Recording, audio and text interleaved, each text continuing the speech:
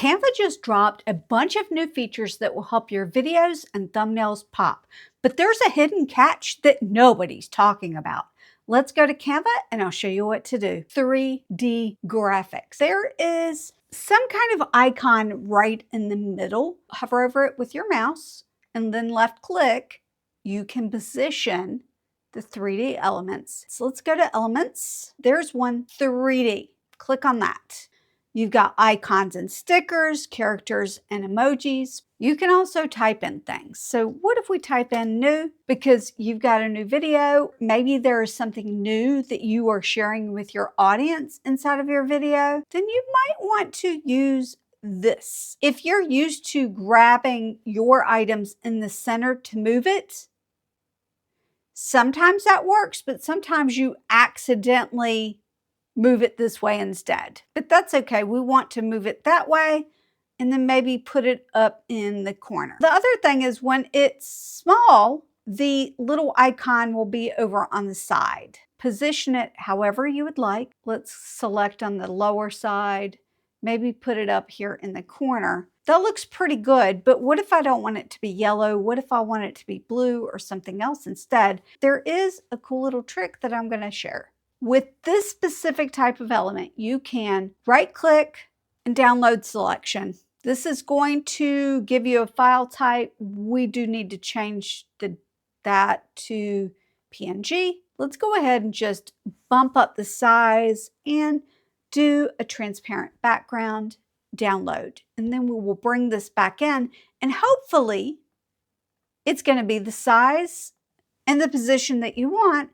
And hopefully when we click the color, we will be able to change that to whatever we want. You just have to make sure that you position it first and then download it, bring it back into Canva so that you can change the color.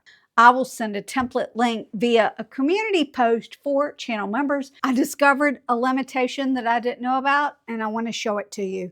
You can only have up to 5 3D elements on a page. I guess channel members are going to get a second page so that they can have access to this and a few more that I think are important for YouTube creators. The Elements tab itself did have an update. Chat using your voice. You can generate some images, which we'll talk about a little later on. Recently used, you can see all of your recently used items. Instead of seeing a preview of each one, you can click the photos and then see the preview. This change is kind of like, let's move on to the next feature. Canva released Canva AI on the home page where you could click design, describe your idea, and bring it to life. Now they have designed AI where you work. We're going to do a YouTube thumbnail. Social media, YouTube thumbnail. The design tab opened up automatically, but I clicked it so that it would stay open. This is what was on the Canva homepage under Canva AI, but now instead of having to go there, you can do it right within your design. The other thing you can do is upload things. There are some limitations that's not disclosed here, but we'll talk about that a little later on. I'm going to upload an image of Sharon. We'll see if this works. Okay. You can only attach one thing at a time. Pomegranate Anton as the font. A picture of an open pomegranate. So let's go to generate design. Okay. It did use her picture, but it did not use the font I wanted, nor did it have a picture of an open pomegranate on the thumbnail. Let's change it. Generate ideas. The submit, I think, gives you templates, but clicking the design will give you a magic template. I'm going to be honest. That's my goal here, is to be brutally honest, because some people would pull something like this up and say, this is amazing, but it would not be amazing to just type in what you want and then pull it straight up and download it and use that as a thumbnail. The other thing I'm going to be honest is maybe I didn't prompt it well enough. I think it's great for generating the ideas of a thumbnail, but for the actual thumbnail, I just don't think so. You can also go to Elements tab and type in something. We're going to click Submit, This will give us graphics and photos and videos of pomegranate. But we could also generate image there. We could generate code, which I don't think would work for that, or a video. Blue and white ceramic plate. Generate image. There's 1, there's 2, there's 3, there's 4. These might give you some great ideas for staging. You know the importance of having similar brand on your channel. Canva recently did an upgrade to their brand kit. So no matter where you are on the homepage, you will be able to click on brand. This is a brand new look, but there's also some new things in it. I could click this plus button and add a new asset category. If you're a YouTuber, you could create an asset called thumbnails and put all of your photos that you want to use repeatedly into this asset. Each one of these clicks, you'll be able to see photos, logos, colors, brand voice, graphics, icons, and charts. We can add and take away or rename any of these if we want. Down click, I've already got brand kit set up. We're going to create a new one that's just a testing one. Test and delete. Create. Get a head start on your brand kit. Share your website or brand guidelines in a PDF and we'll begin the setup for you. I have a feeling that at the beginning, it's not as good as it will be later on. I've not tested this out, but I do have a good friend named Marianne Cresp. And then click Create Brand Kit, search for brand information. And let's just see what happened. Continue setup. It gave me some logos. Let's check out colors. I guarantee you that these are probably colors that are in her color palette. What it did not do was give fonts or her brand voice or any photos or graphics, icons, or charts. And it also did not set up brand guidelines. What if I plugged in youtube.com? Continue setup. Look at how many logos it provided me. Let's look at colors. Yeah, it didn't give fonts. I didn't think it would. So let's delete that. And let's create one final one, test and delete. And this is not about a website. This is about if you have your own upload guidelines, a PDF document. Now it's searching that PDF document for that. Continue setup. It pulled some colors, the primary colors, which it pulled my secondary colors, which are my secondary colors. Let's see, did it give me any logos? It did not. Did it give me any fonts? Nope, it only gave me colors. This is what I had put in there. You can see I've got some of my assets in there. I've got my logos. I've got my alternate profile picture. I've got primary colors, secondary colors, and even gradients. And it did not give me the gradients, which are, by the way, in my opinion, the hardest to set up for your brand kit. I anticipate that this will only improve as time goes on. I did forget one thing, and that's that if you go over to your brand tab within a design, it now looks like this instead of showing you a preview of what you have. You can always click all assets to bring up all of them before you click see all if you can't remember what they are. Click colors or brand voice or graphics, logos, whatever you would like. If charts is what you do more of, you might want to move that towards the top. You can also down click and switch assets if you want. So for example, my channel, the Project Help Desk, has completely different assets than the Creator Classroom. This next feature isn't necessarily a design tool for videos or thumbnails, but you might find it handy. We all, as YouTube creators, we don't own the YouTube platform, but what we can own is our email list. On Canva's homepage, there is a brand new document type called email. Design an email, drop an element here, or click to start typing. What you can do is go to the design tab and use a template instead. We're going to describe our ideal design, or we're not going to use the Canva AI to generate a design. We're going to search for a template. I'm just typing in new features and see. Okay, we're going to use this real estate email where you can double click to edit. This is your header, so to speak. Once you find the design that you like or you create your own, all you need to do is make a few key adjustments. And then of course you can click this button, send test email, to make sure that it will be okay. But you can also click share. Send test email is there also. You can download this as a PDF to send to your email list, or you could send it to Gmail, I think, or connect your account to MailChimp and send it to your list that way. How many of you have an email newsletter list? I do. If you want to sign up for the newsletter list, I will drop a link down below. Who knows, maybe you'll start seeing some Canva email templates in your inbox from me. I hope that you're all connecting with your audience beyond just video. And let's move on to the next new feature. I thought this came out with the last set of new features, and it didn't. But basically, this feature will allow you to bulk create YouTube Shorts or Reels.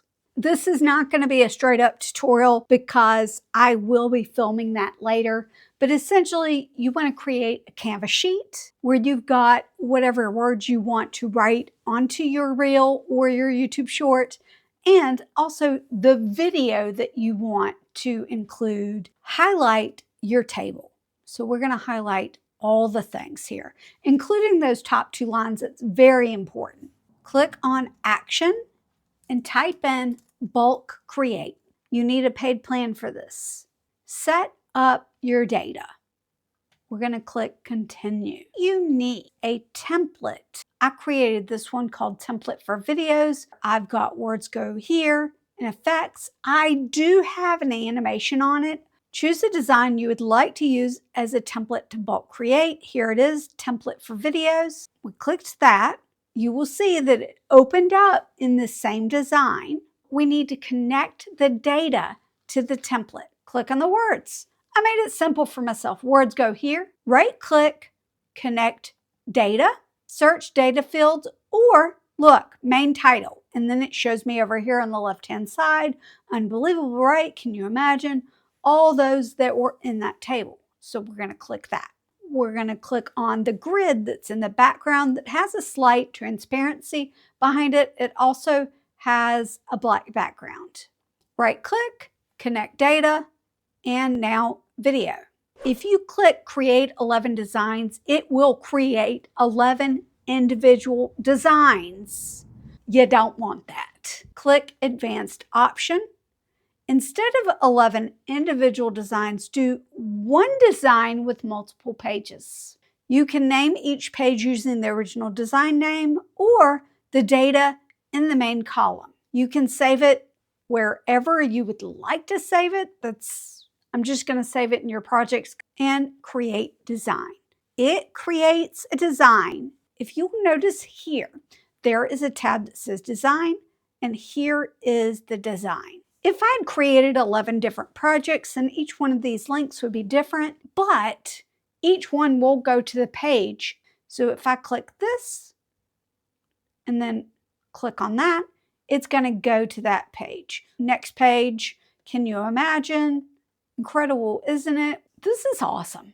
You will probably have to make some adjustments to it to make sure things are sized correctly. I thought the animation wasn't going to show up, but it actually did. So in your first one, make sure your animation is there. That's pretty cool.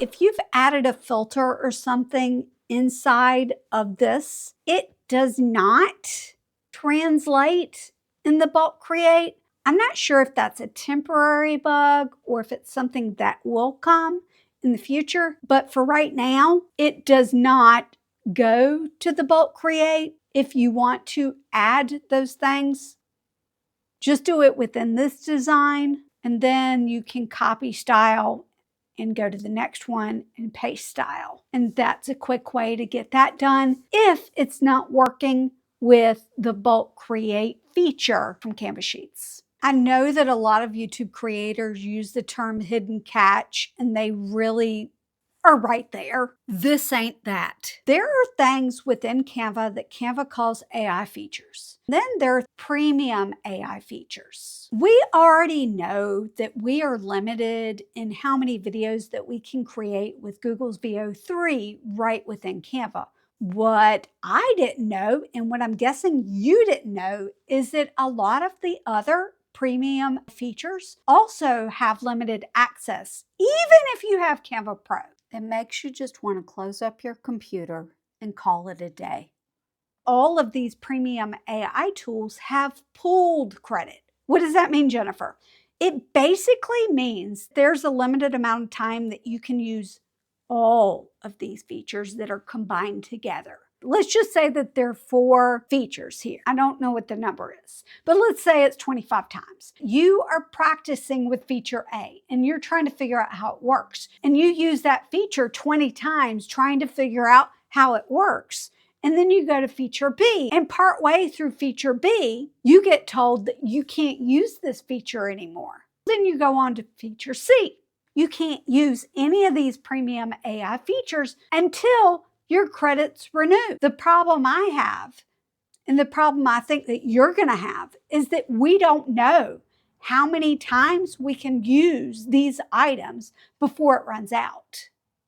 Canva only states that those of us on Canva Pro have high AI access, but it doesn't define what high means. I'm a girl that loves an analogy. The first thing I thought of was, hold on. We know that there's going to be a certain amount of uses that we have to use as toilet paper before it runs out. But we have a visual cue on when this toilet paper is actually going to run out. What Canva's done is given us an invisible roll of toilet paper. And we don't know when this toilet paper is going to run out. And the next thing we know, we're sitting on the toilet with an empty toilet paper tube. We can't get a brand new roll of toilet paper until the next month. The good news is it does reset monthly, but if you run out of credits on day 1, then the rest of the month, you can't use any of these premium AI tools. You never know when Canva will change this policy. I always recommend writing into Canva and letting them know what you think about certain things and the way it runs. The more people that share their thoughts and their concerns about certain things, the more likely they are to change it. Some of these tools you might not even recognize as being premium AI. I'm about to give you a list of features. I don't even know if this is the entire list of features, but I want to share what I know is premium AI and what are pulled together. One of the things that we talked in today's lesson was generate a design with Canva AI, whether that was on Canva's homepage or within the design. You're like, well, I'm not going to use that then. Okay, create an image with Dreamlab. I love this feature when I'm trying to create an image that I can't find in Elements. I think that this is both on the homepage and within a design. So it's going to be very easy for people to accidentally create an image with Dreamlabs in Canva and not know it. And then they've quietly wasted credits. You're like, but I'm not planning on creating an image. Do you do Canva code? I've not shared that feature because that's not an area that I'm very knowledgeable in. But if you are building an interactive experience with Canva code, that's going to cost a premium AI credit. If you use Canva Sheets, there's 2 things in there called Magic Formula and Magic Insight. Those use premium credits. If you go to the apps section, there is something called Magic Media. Everything you create with that uses a credit. Something for Canva educators is called Magic Activities. Those use premium credits. Where I'm going to lose credits quickly is Style Match. And I'm guessing that Style Match that I taught in one of the recent videos, along with copy, art, style. It doesn't say copy, art, style, but it's very similar. Why wouldn't it be considered premium AI? The other thing I'm going to get in trouble with, or that I'm going to run out of credits for everything because of this one feature, is magic backgrounds. I've been playing around with that one a lot before I knew that there was a pooled limit on credits. Basically, I filmed today's tutorial terrified that I was going to run out of credits before I could show you what I wanted to show you. Generating elements with Canva AI is a premium AI feature. And the other thing is, if you are using the new Affinity by Canva, the premium AI tools within Affinity are also considered part of this pooled thing. So if you use Affinity and you are practicing with these premium AI features in Affinity and then go back to Canva, you could run out of credits there too. It doesn't matter whether you've never used Magic Background before. If you use all of the other premium AI features and you use the credits that you don't know that you have and you go to create a Magic Background, you're not going to be able to do that. Is Magic Grab, is that a premium AI? I don't know. Is Magic Eraser a premium AI? I don't know. I understand that these limits are necessary. I do. What I don't understand is why we don't have transparency in what those limits are. In fact, I'm a Canvassador. I don't know what those limits are. Not real happy about it. And again, not that there's a limit. I'm not happy that there's no transparency about it. Watch this video next to see some more of Canva's new features, including some of the premium AI features that I just talked about.